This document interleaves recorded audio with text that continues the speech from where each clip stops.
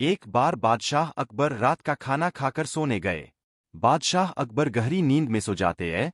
उन्हें आधी रात में एक अजीब सा सपना आता है। इस सपने की वजह से बादशाह की नींद अचानक खुल जाती है। बादशाह इस स्वप्न का अर्थ नहीं समझ पाते। इस समस्या के कारण उन्हें रात भर नींद भी नहीं आती।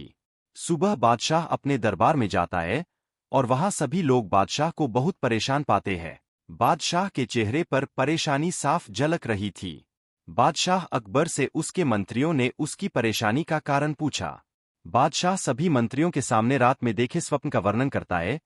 रात में मैंने एक विचित्र स्वप्न देखा, जिसमें मेरे सारे दांत टूट गए, केवल एक दांत ही बचा रह गया। राजा ने सभी मंत्रियों से इस स्वप्न का कारण पूछा।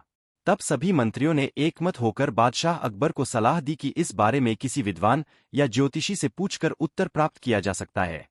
अपने मंत्रियों की सलाह मानकर राजा ने तुरंत ही बड़े बड़े विद्वान ज्योतिषियों को सभा में बुलाया और ज्योतिषियों को अपनी सारी व्यथा सुनाई। ज्योतिषियों ने कहा, ये जहांपनाह, इस सपने का अर्थ है कि आपके सभी रिश्तेदार आपसे पहले ही मर जाएंगे। यह सुनकर बादशाह अकबर क्रोधित हो जाते हैं और सभी ज्योतिषियों को सभा से चले जाने का आदेश देते हैं। तब बादशाह अकबर ने बीरबल को सभा में आने का आदेश दिया। बादशाह अकबर के आदेशानुसार बीरबल दरबार में हाजिर होते हैं। बादशाह अकबर ने बीरबल से पूछा, ये बीरबल, इस सपने के बारे में आपकी क्या राय है? कुछ देर सोचने के बाद बीरबल ने जवाब दिया, ये हुजूर, मेरे हिसाब से इस सपने का मतलब बहुत अच्छा है। आप बेवजह चिंता कर रहे हैं। बादशाह ने खुश होकर कहा, अच्छा, तो बीरबल जल्दी से बताओ, इस सपने का क्या मतलब है?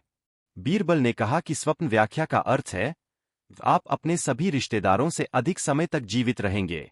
यह सुनकर बादशाह अकबर बहुत खुश हुए।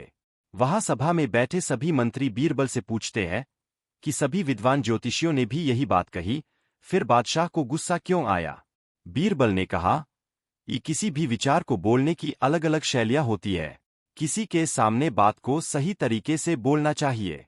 इसके बाद सभी दरबार से चले गए। इस कहानी से हमें क्या सीख मिलती है?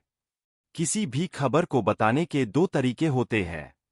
एक सकारात्मक तरीका है, जिससे खबर बुरी होने पर भी सभी को फर्क नहीं पड़ता, और जब वही खबर नकारात्मक तरीके से बोली जाती है तो सभी को बुरा लगता है। इसलिए हम सभी को किसी भी बात को सही तरीके और अंदाज में बोलना चाहिए।